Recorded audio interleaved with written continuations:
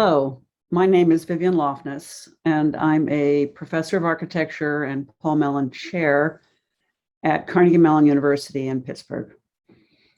I wanted to give a quick insight into what architects and urban planners are critically thinking about relative to concrete and cement. And I'm going to use a PowerPoint to make this efficient and timely.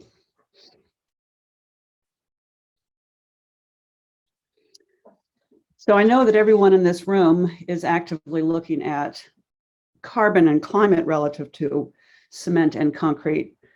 But the question is whether the architecture and urban planning perspective is adequately encompassed. It's important to know that over 8% of the world's carbon release is directly related to the use of concrete in buildings and infrastructures. It also is accelerating the depletion of raw materials, most specifically limestone. It's much faster than nature can replenish them. And in addition to that, is actually contributing to heat island effect because of the excessive pavement and causing devastating flooding, which is now accelerating due to climate change. So we need to innovate quickly. Do buildings matter? If you looked at most charts that are published all around the world, you would think that buildings don't matter. They're a very small percentage of the total challenge. But if you actually look at where the electricity, which is not an end use sector, is using the electricity, 70% of that is in buildings. And cement, which is also not an end use sector, even though it has a lot of emissions, over 50% of that energy is in buildings. So this is the challenge that we have to address. Both buildings and transportation infrastructures are rapidly increasing our carbon footprint, and you need to partner with those industries. I'm not going to talk about all 10 innovations, but I've listed them here so that you can look at them later. Number one, architects are really beginning to care about their carbon footprint. And because of that, and their material footprint, so they really are looking for solutions to use less clinker and alternative clinker. And as a consequence, policy is changing. The Biden plan asks for cement that is 15% less carbon intensive, which would cut emissions by the equivalent of 500 to 750,000 cars. The New Jersey State Senate has passed a tax incentive for builders that use low carbon concrete. So there's no question that we're looking for alternatives to the clinker content in cement and concrete. I'm totally excited about this study by Haber et al., where it looks at the impact of each of the design decisions in the building. And of course, you'll notice here that cement is a significant piece of our carbon footprint and also our material footprint. Today, architects and planners are beginning to track embodied carbon. We did not do this 5 years ago, and we certainly didn't do this 10 years ago, but now you'll find architects putting carbon footprint because we've made buildings that are so energy efficient. We're now looking at ways in which to reduce the embodied carbon. We're looking for no clinker solutions, such as this next site, and we're looking for take-back policies for concrete. We're looking at low temperature curing because there's much less embodied energy in the cement mixture. And we're looking for ways in which we can sequester carbon in the pavement itself or in the concrete materials. And so materials like Blue Planet and Carbon Cure are examples of ways in which we can either in the cement processing or in the concrete processing sequester carbon in the concrete itself. In addition to that, we think the cement industry needs to partner for rapid change in the built environment.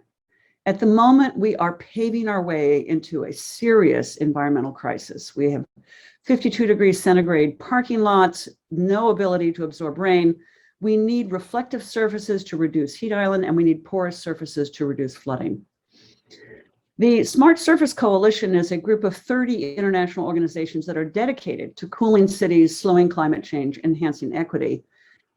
For both mitigation, which means using less carbon as we surface or resurface our cities, and for adaptation, which is dealing with the effects of climate change. We could cut greenhouse gases by 10 to 15%, and we can cool cities by 5 degrees C simply by selecting the materials that we're building our city surfaces out of. The Smart Surface Coalition has completed an in-depth study for Baltimore, and you'll notice here that we can manage sun with reflective surfaces. So the cement and concrete world needs to start actually promoting reflective surfaces. In the process of doing that, we can go back in and resurface areas that need resurfacing anyway. We can create jobs, and we can reduce temperature by 3 or more degrees Fahrenheit with significant CO2 reduction because of the reduction in air conditioning loads of associated buildings. We fundamentally believe that all hard surfaces need to reflect sunshine, and or they need to be combined with tree canopy, with photovoltaics, and with shading canopies. We have to end low albedo or low reflectivity surfaces. Right now, the standard is very dark asphalt and concrete, and surface temperatures are between 140 and 165 degrees Fahrenheit when the outdoor air temperatures are at 95. And I apologize for the Fahrenheit units, but after all, in America, we're still in the imperial world. We also fundamentally believe that managing rain is critical in all of our surfaces of cities, that we need porous pavement. And so this Baltimore study looked at the benefit of actually shifting to not only porous pavement, but bioswales and rain gardens attached to almost every paved surface. And again, there is a significant job creation and a significant benefit to cost ratio because of the fact that we're no longer flooding our cities. Again, if we look at the entire selection, presently we are doing surfaces that have no ability to absorb rain, and yet we have 5 centimeters of rain more and more frequently, and we absolutely need solutions that sequester, that actually are porous and sequester water. And finally, the looking at urban trees and green roofs, all the planting options. And I know the cement industry doesn't think that this is their future, but this is your future. These are integrated systems that use cement and concrete and asphalt in the most strategic ways by combining them with landscape solutions. So what I'd like to end with is a focus on what I would call integrated innovative industries, or I to the third power, for superior outcomes. We need the cement industry to collaborate to develop markets for integrated landscape and concrete assemblies that provide shade and stormwater retention and carbon storage and quality of life gains. This photograph in Brooklyn in New York City of a play yard in a relatively disadvantaged neighborhood, and look at the solution set that was actually put in place and how superior it is in terms of everything from heat island to flood management to quality of life to temperature. We are in the process of developing at Carnegie Mellon a smart surface taxonomy for roofs, where we look at the choice of specifications of roof surfaces and their benefits in surface temperature, carbon, and rainwater retention. We're looking at developments for streets and sidewalks, and this is a partnership between your industries and other industries and practitioners. And we're looking at development of smart surfaces for parking lots. And finally, just a few more examples. We do want you to use less quantity of cement and more quality. We want you to actually do value-added products that use less cement, but still make you the same profit margin. And to do that, you would pursue more integrated assemblies like this concrete bubble deck at Carnegie Mellon's Tepper School of Business, the largest bubble deck in the United States at the time of its construction. And ultimately, the use of these colorful plastic balls as a way of creating tiny barrel vaults in a concrete slab dramatically reduce the amount of concrete that's needed, lighten the load on the structural systems, and reduce our carbon footprint. You can do that with indigenous structures as well, such as this beautiful process of looking at terracotta to create concrete bubble decks in India.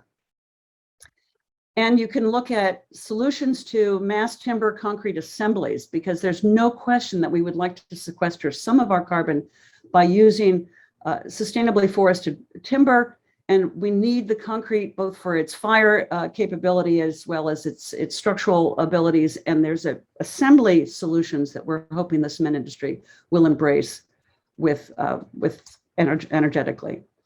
And finally, if you could eliminate concrete waste from both the factory and the field, where every ounce of demolition is a resource for your industry, creating a circular economy, it would make a massive difference for the design professionals. Interface Carpet offers service, not product. They have a full take-back policy. If you install their carpet, they will take whatever's in there out. and they will take back their own carpet. And it is actually a financial boon for those industries as a raw material. In short, I would love to have this industry innovate with smart surfaces to address climate change, human health, and social equity. Thank you.